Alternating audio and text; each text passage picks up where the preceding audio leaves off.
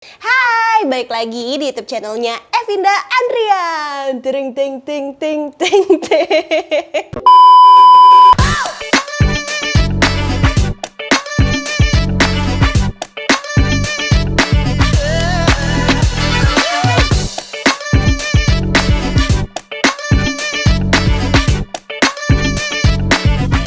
Udah lama banget nggak bikin konten, akhirnya memutuskan untuk bikin konten Q&A karena yang pertama juga udah pernah di-upload sebelumnya, tapi itu udah tahun berapa gitu, udah lama banget. Dan sekarang pertanyaannya mungkin ada beberapa yang baru lagi tentang kehidupan sehari-harinya Vinda Andrian setelah sudah tidak menjadi host Jejak Petualang. Banyak juga pertanyaan-pertanyaan yang udah dikumpulin, dipilihin, karena banyak juga pertanyaan yang udah pernah ditanyain sebelumnya, jadi tinggal dilihat video yang sebelumnya aja, nanti aku mentionnya di atas sini. Sekarang langsung aja aku mau langsung jawabin pertanyaan dari teman-teman semua yang udah aku save satu-satu. Ini sekitar ada 161 komen, aku udah pilihin jadi beberapa. Oke, langsung aja dari pertanyaan yang pertama, Andrian.Rory. Kalau Debay udah lahir, apakah kelak juga diajak petualang? Kebetulan akan ada kabar bahagia juga, aku lagi mengandung sekitar 7 bulan. Iya sih kayaknya, karena yang jelas aku pasti nanti mau anak aku ngikutin nalurinya aja gitu. Misalnya dia lebih sukanya pantai atau naik gunung, ataukah malah sama sekali nggak suka berpetualang, malah sukanya ke arah musik atau olahraga.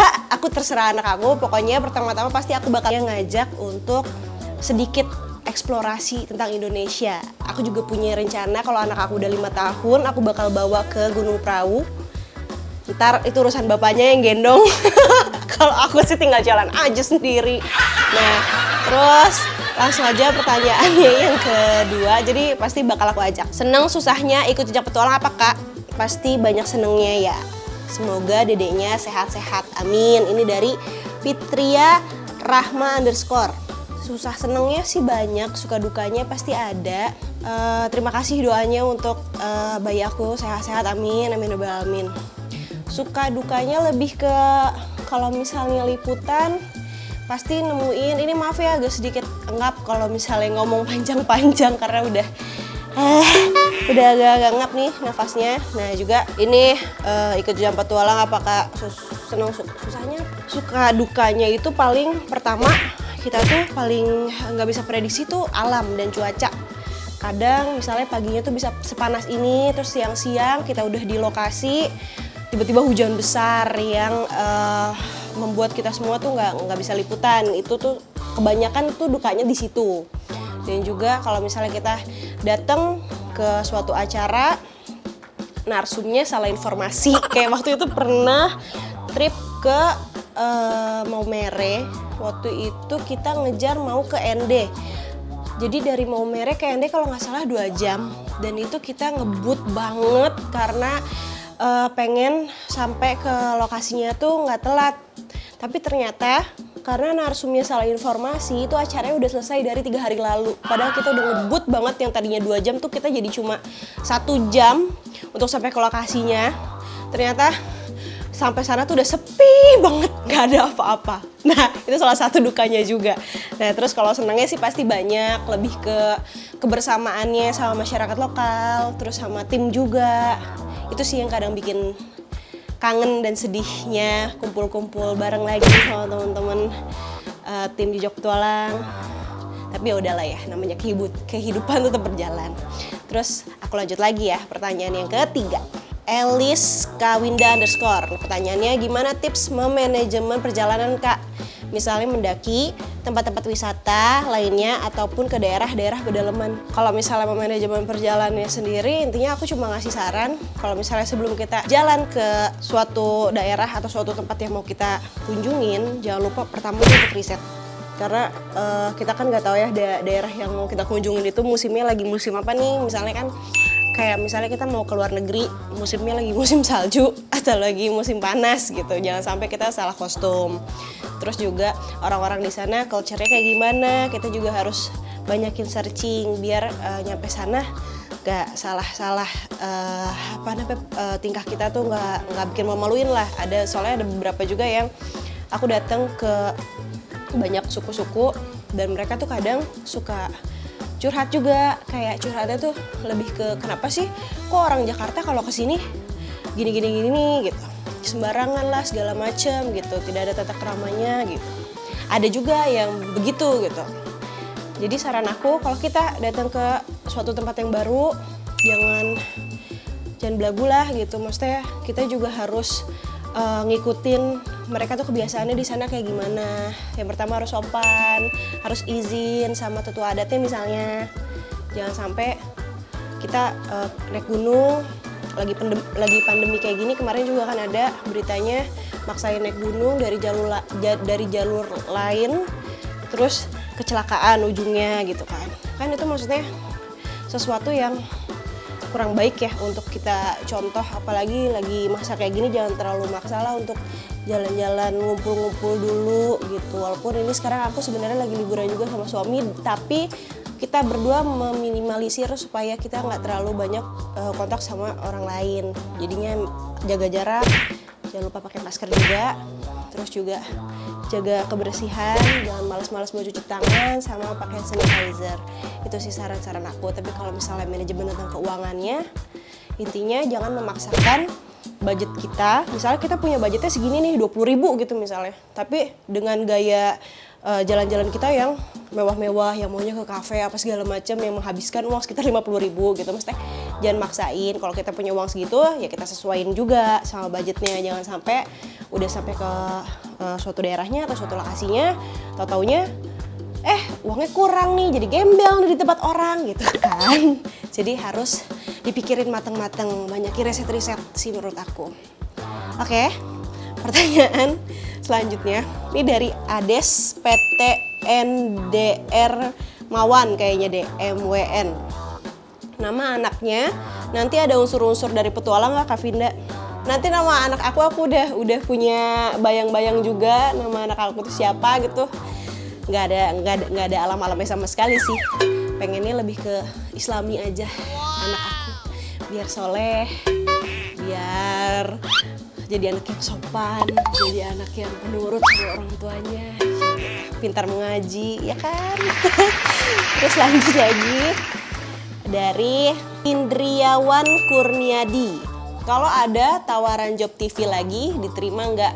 Tergantung ngapain, programnya itu apa, tentang apa, eksplorasi apa gitu misalnya. Kalau misalnya sekiranya menghabiskan waktu lebih banyak di luar, kayaknya nggak dulu. Tapi kalau misalnya memang waktunya fleksibel sama kehidupan sehari-hari aku, misalnya nanti udah punya anak, nggak apa-apa gitu.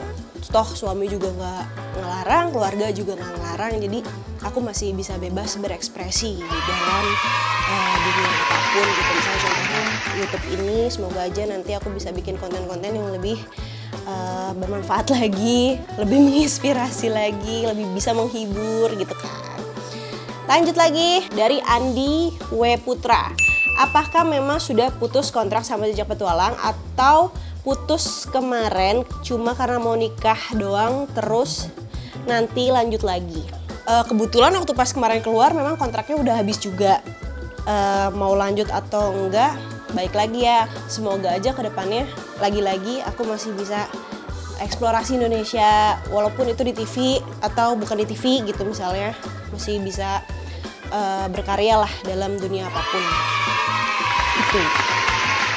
Terus ada lagi nih dari Sasmita Meliana _AS. Kak mau tanya nih, gimana sih cara ngeyakinin ke orang tua kalau adventure itu nggak seburuk yang mereka pikirkan? Karena aku mau kemana-mana pasti selalu aja dimarahin, apalagi kalau masalah pendakian. Itu kan hobi Kak, jadi sedih kalau nggak dibolehin.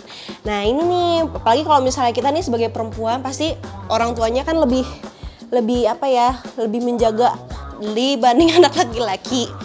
Jadi saran aku kalau misalnya kamu mau daki gunung atau misalnya mau lagi-lagi ke daerah-daerah pelosok gitu, mau minta izin sama orang tuanya gimana, kalau nggak dibolehin ya jangan maksain juga, nanti malah jadinya kenapa-kenapa di jalannya.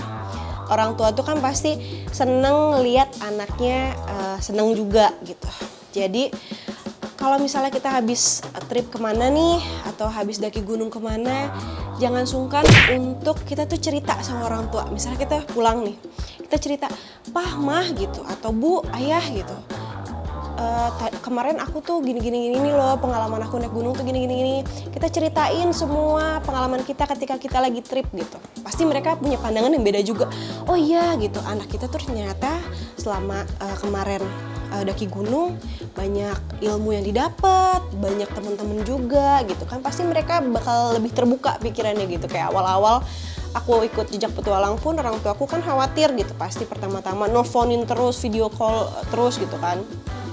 Tapi di sela-sela komunikasi aku lagi jauh itu, aku selalu cerita, "Iya tadi aku liputan gini-gini Mah," gitu misalnya. Atau "Aku tuh gini hari ini," gitu. Jadi mereka juga excited untuk dengar cerita kita. Misalnya kalau misalnya nanti pergi lagi kemana, mereka pasti penasaran untuk dengar cerita kita lagi gitu. Kalau saran aku lebih ke situ sih, jangan sungkan untuk sharing, walaupun ada juga yang masih pikirannya kolot gitu kan. Maksudnya kayak kadang nggak mau dengerin anaknya. Tapi lagi-lagi cerita aja, mau didengerin, mau gak didengerin, pokoknya cerita pengalaman kita selama di perjalanan, seru atau suka dukanya, ceritain aja. Pasti mereka lama-lama akan terbuka juga pikirannya. Terus ada lagi dari Novalal Bantani. "Kak Vinda, mau nanya nih, saya baru mau memulai traveling awal tahun. Saat ini yang bisa saya persiapkan hanya dana dan mental, itu penting loh. Minta tips dan triknya Kak Vinda bagaimana mempersiapkan fisik dan maintenance agar nggak cepat lelah saat traveling. Terima kasih." Oke, berarti mempersiapkan fisiknya ya. Kalau mempersiapkan fisik, jaga pola tidur kita deh. Itu udah paling benar, sama jangan lupa untuk makan sayur-sayuran dan buah-buahan. Karena itu juga sangat penting. Karena waktu itu aku juga pernah traveling. Makanan sehari-harinya itu kita makannya tuh makanan Indomie terus, karena memang bener-bener diposok banget kan. Waktu itu beberapa hari, selama 3 hari nggak makan sayur, nggak makan buah.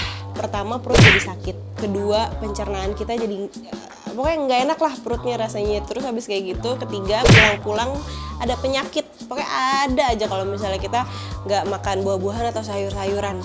Itu bener-bener penting, karena 3 hari kita nggak nyentuh sayuran atau buah-buahan aja, pencernaan, kalau aku pribadi ya, pencernaan aku waktu itu jadi kayak sakit, perut tuh kembung terus juga. Kalau misalnya maintenance agar nggak cepat lelah saat traveling, itu tadi jaga pola tidur.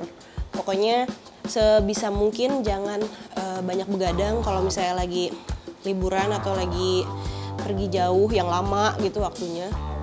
Jaga pola tidur, terus juga jangan lupa minum vitamin gitu. Apalagi ya? Dari Septia Rupa, syarat-syarat jadi host program TV petualang apa aja Kak?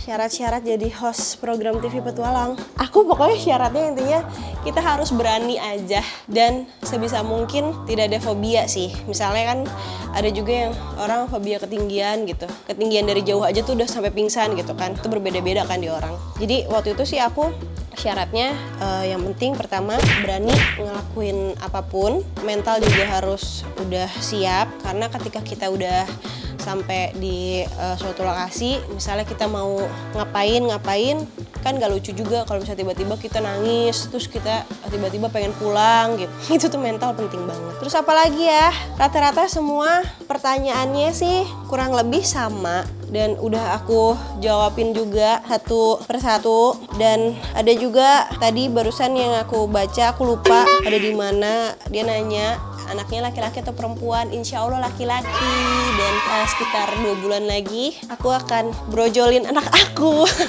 Jadi doain aja buat teman-teman. Dan intinya kalau misalnya ada yang kurang-kurang dari Q&A ini, aku minta maaf nggak bisa jawabin semuanya karena waktunya juga terbatas. Nggak mungkin dong ini aku jawabin sampai 3 jam gitu kan.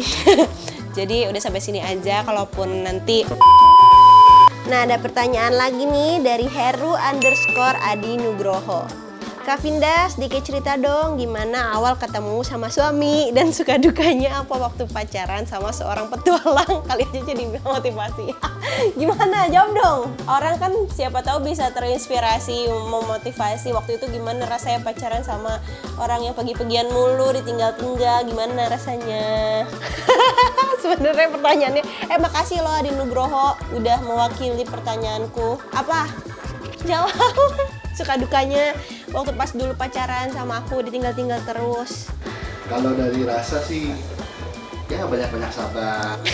Terus Sebenarnya suka dukanya sih yang pertama bisa dapetin dua cara berhubungan. dua apa dong? Dua Experience. experience yang berbeda sih. Yang pertama dapat LDR-nya tuh.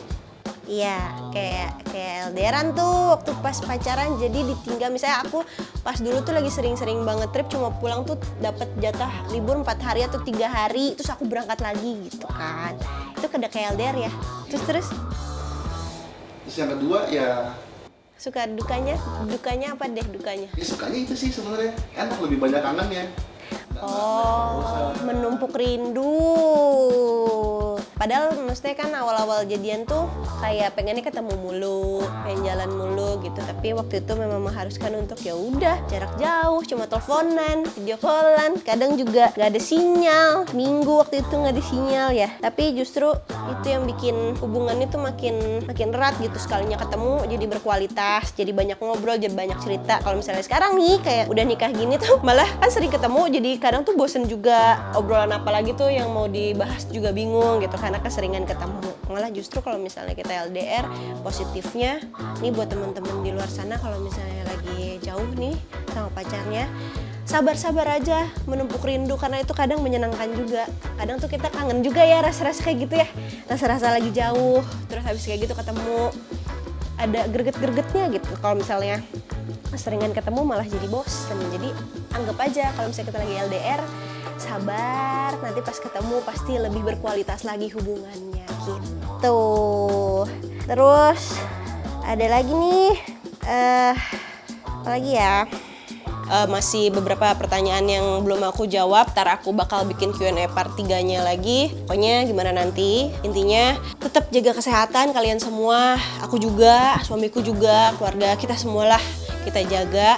Jangan males-males lagi-lagi untuk pakai masker, sering-sering cuci tangan, terus juga jaga jarak. Jangan sampai kumpul-kumpul sama temen-temen kita ngerasa yakin kalau dia sehat-sehat aja. Itu mindset yang salah. Jadi kita harus tetap, walaupun sama sahabat sendiri tuh harus tetap jaga jarak. Pokoknya intinya kayak gitu, sehat-sehat semuanya ya. Bye-bye. Aku mau ngadain giveaway sebenarnya. Kenapa aku nggak ada pengumuman di Instagram? Karena aku pengen teman-teman semua nonton dulu videonya sampai akhir.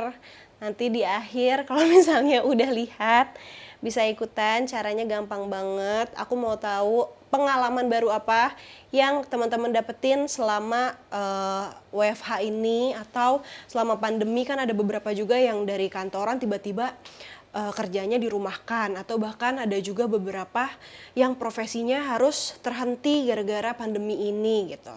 Nah, pengalaman baru apa yang udah teman-teman dapetin? Terus kalau misalnya nanti ada yang menarik, aku baca di kolom komen. Aku bakal pilih 3 orang untuk dapetin giveaway dari fnd.supply. Ini salah satu kaos yang aku pakai, jadi kalian bisa follow juga di Instagramnya @fnd.supply. Kalian follow dulu, terus nanti ada 3 pemenang yang bakal aku pilih. Kalau misalnya kalian udah cerita di kolom komen ini, aku pilihin satu-satu. Aku pastiin juga kalau kalian udah follow fnd.supply. Jadi kalau misalnya teman-teman pengen ikutan, silahkan komen di bawah dan jangan lupa juga untuk like videonya, terus disebarkan juga. Jangan lupa untuk bunyiin lonceng yang ada di atas supaya kalau misalnya aku upload video baru bisa kelihatan. Oke? Bye-bye. Terima kasih.